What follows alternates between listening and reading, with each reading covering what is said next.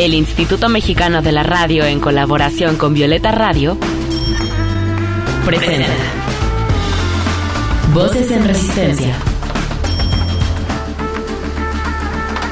con Julia Didrickson. En esta lucha, queremos que las voces de las mujeres se escuchen cada vez más fuerte y en más espacios, que sus resistencias se compartan, se sumen y se colectivicen. Esto es Voces en Resistencia. En nuestro país y en casi todos los países de nuestra región, el echarle ganas, entre comillas, no garantiza tener la vida que deseamos. México es uno de los países más desiguales en el mundo. El 10% más rico de la población tiene cerca del 80% de la riqueza del país. Así que no, los y las pobres no son pobres porque quieren. En México, quienes nacieron ricos, ricas, difícilmente dejarán de serlo, mientras que los pobres rara vez podrán ascender en la escala económica. Pero oigan, según el informe del Coneval de 2020 a 2022, casi 9 millones de mexicanos salieron de la pobreza extrema y esa es una gran noticia. Sin embargo, las cifras de personas en situación de pobreza sigue siendo alta, todavía con 46.8 millones de mexicanos, o sea, el 36.3% de la población total. Y los más ricos siguen generando más riqueza a costa de la precarización y el sufrimiento de tanta gente. La pobreza económica es un fenómeno de violencia estructural en el proceso de exclusión de grandes sectores de la población, y las mujeres son las principales afectadas. Por eso, desde el feminismo no podemos apartar la vista hacia esta problemática.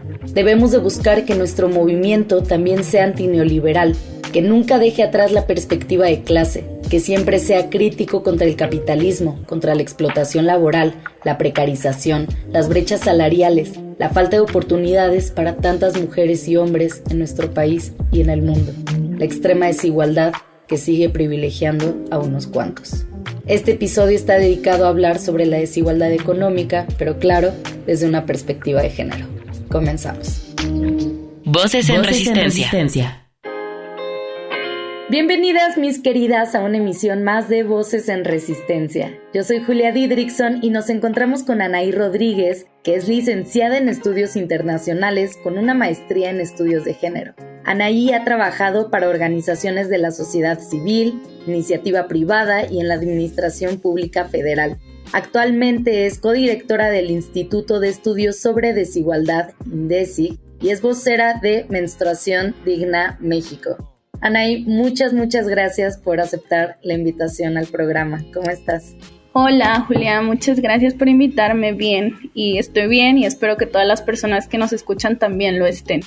Muchas gracias, querida.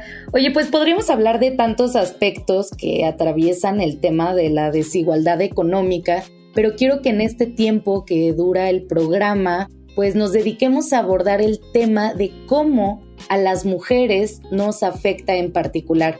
Así que quiero comenzar preguntándote por qué es importante abordar este tema de la desigualdad económica desde una perspectiva de género. Bueno, pues justamente porque a las mujeres nos afecta de una manera distinta, o sea, nos vulnera en nuestros derechos humanos, en el acceso que podemos tener a ellos, y hay unas barreras económicas, sociales, culturales, estructurales también, que nos provoca pues una mayor desigualdad y por lo tanto pues impide que podamos tener independencia económica, educación, salud, acceso a la vivienda también, ¿no? Que en Coneval también la miden, a la alimentación nutritiva y demás. Entonces, por eso es importante, como siempre, las cifras de pobreza de las personas que están en situación de pobreza, analizarlas desde la perspectiva de género y ver cómo el entorno, el contexto en donde viven, pues les afecta de una manera diferente. Mencionas acceso a la vivienda, acceso a la educación, acceso a la salud. O sea, en estadísticas sí se ven más vulneradas las mujeres que los hombres, por ejemplo, en estos tres ámbitos. Sí, totalmente. O sea, por ejemplo, las cifras que recién acaban de sacar Coneval, ahorita estamos grabando en agosto del 2023, y la sacaron hace un par de semanas, ¿no? Esta medición multidimensional de la pobreza, que es una de las tantas que hace Coneval, como saben. Coneval es el Consejo Nacional de Evaluación de Política del Desarrollo Social. Bueno, se dedica básicamente a hacer evaluación de política pública o medición de la pobreza. Una de las tantas es la medición multidimensional. Y justo ahí es donde marcan algunos indicadores que llaman de carencia social, en donde son rezago educativo, acceso a los servicios de salud, acceso a la seguridad social, acceso a la calidad de espacios de vivienda, acceso a los servicios básicos de la vivienda y acceso a la alimentación nutritiva de calidad. Y justo ahí sí se puede ver que, como bien dices, hay una diferenciación en cómo afectan a los hombres y a las mujeres, ¿no?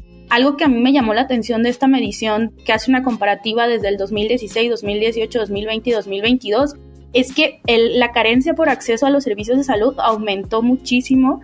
Pasamos de un 25.9% a un 37.5%. Es la carencia que más aumentó, junto con el rezago educativo, que aumentó un 0.3%, pasó de 19.3 a 19.6, y todas las otras carencias bajaron un poquito. No tanto, pero sí hubo se fue a la baja, ¿no? Pero sí es de llamar la atención que justamente el acceso a los servicios de salud haya aumentado tanto en las mujeres, ¿no? Por porcentaje. En cuanto a los hombres, también hubo un aumento, pasaron del 30.5 al 40.8. Pero aquí creo que lo interesante es analizar la situación, las condiciones en las que las mujeres que están en situación de pobreza se encuentran. La mayoría, también ahí hacen un desglose, están desglosando por la cantidad de horas que se dedican a cuidar a un familiar, ya sea un niño, una niña, un niño, un adulto mayor o una persona con discapacidad. Y ahí ves donde las mujeres se ven mayormente en una situación de pobreza que los hombres, ¿no? Hay un porcentaje muchísimo más alto.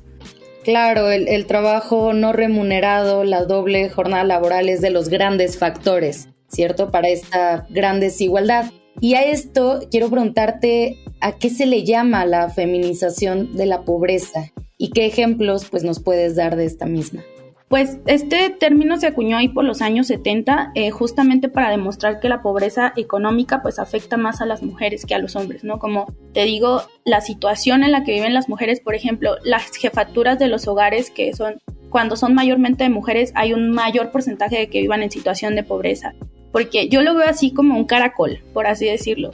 Pues sí, una espiral, ¿no? Que una cosa afecta a la otra, y se va haciendo una cadena. Cuando no tienes un acceso a, por ejemplo, un empleo con condiciones laborales, con prestaciones de ley y demás, evidentemente van a acceder a trabajos con mayor, entre comillas, flexibilidad, que ahorita te puedo dar unos datos desde el Instituto de Estudios contra la Desigualdad, que es el INDECIC.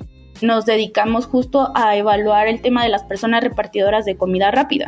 Y ahí, en parte de lo que analizamos, es que las mujeres que se encuentran trabajando en esta área lo escogen por este tema de la flexibilidad, entre comillas, por el tema de los trabajos de cuidados.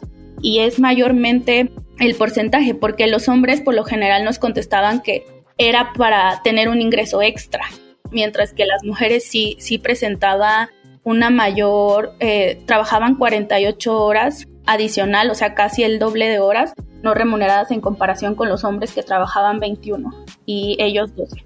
Entonces, si no tienes como estas prestaciones de ley, luego se complica más, ¿no? Porque hay salarios menores, tienes esta carencia de acceso a servicios de salud, a seguridad social, ya no se diga comprar una vivienda, ¿no? Lo trabajoso que es. Entonces se van presentando mayores desigualdades en torno a cómo viven las mujeres en nuestro país. Sí, yo quiero también preguntarte, sé que es una pregunta bastante compleja y te pediría como que nos la resumas un poco. ¿Cuáles serían algunas de las causas históricas y estructurales de esta feminización de la pobreza, ¿no?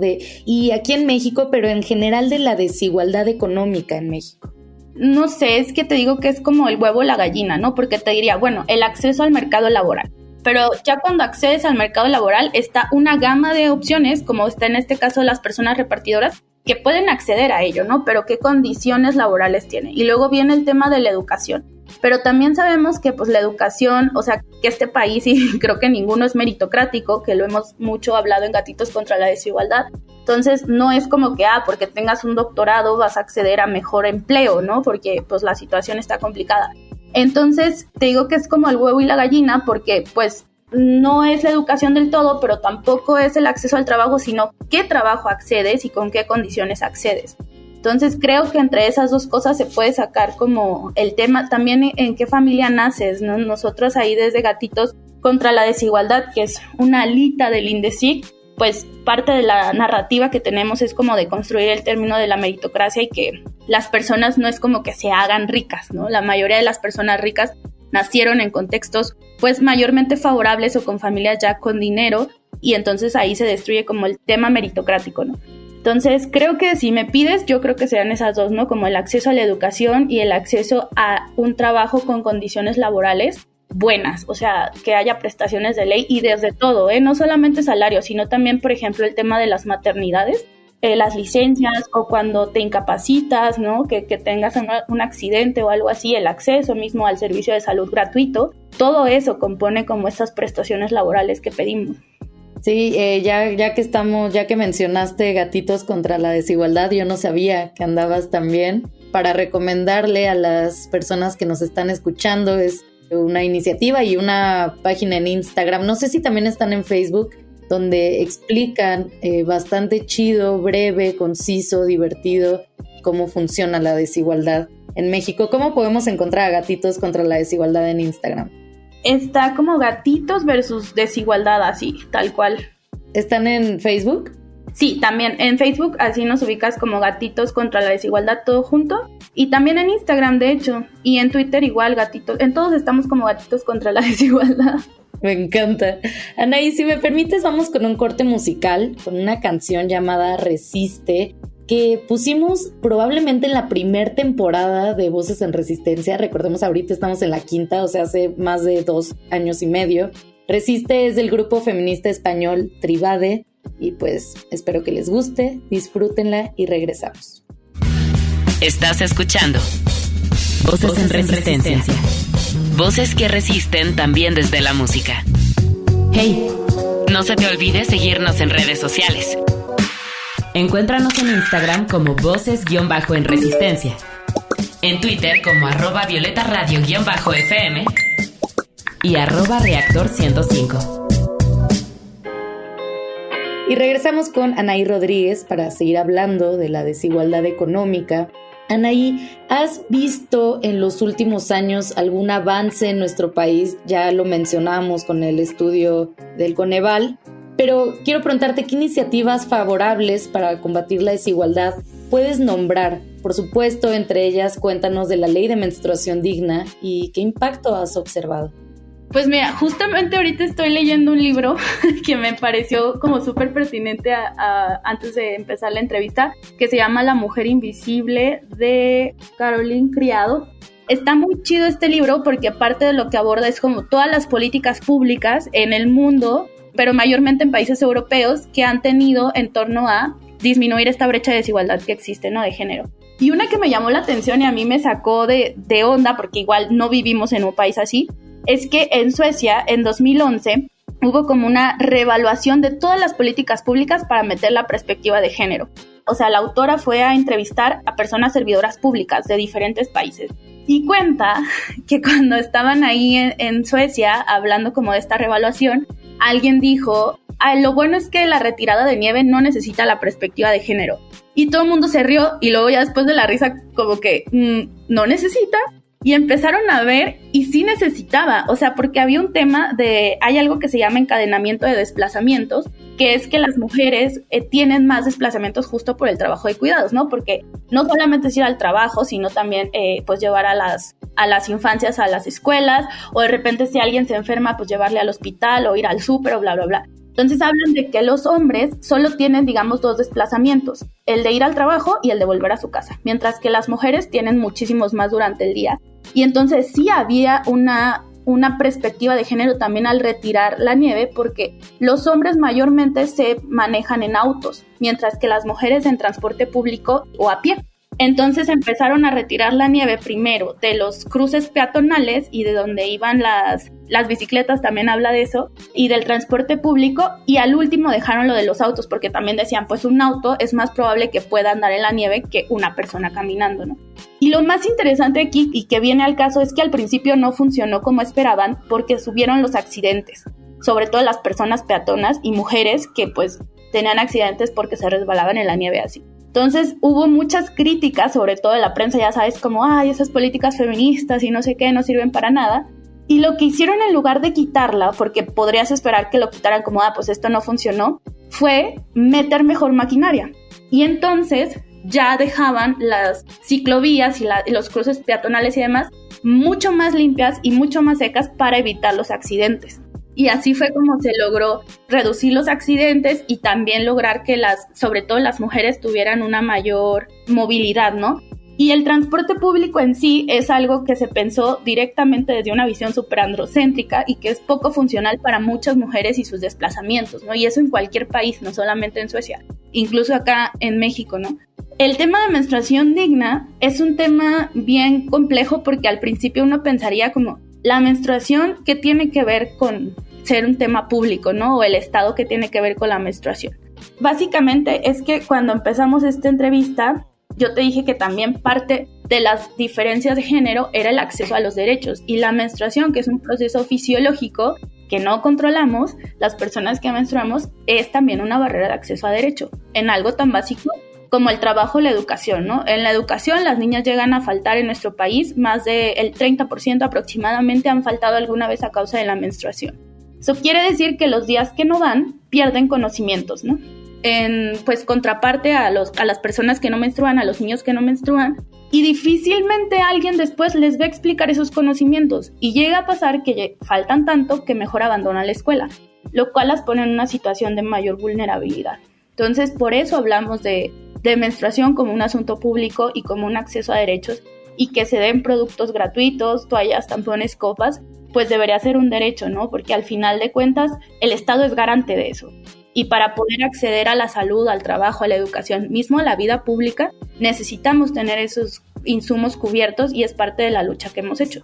Igual en un momento, desde la política fiscal con perspectiva de género, en 2020 empezamos un camino para eliminar el IVA de toallas, tampones y copas que se concluyó en 2021, en donde ya, pues a partir del 1 de enero del 2022, no se paga este 16% de los productos y pues también esto te habla de que hay una justicia a las personas que adquirimos estos productos, ¿no? Porque al final estamos pagando un impuesto por un proceso fisiológico. O sea que eso es increíble. No hay ningún producto que las personas que no menstruan utilicen mes con mes durante 40 años de su vida y tengan que pagar un impuesto por ello. Y nosotras lo estábamos pagando.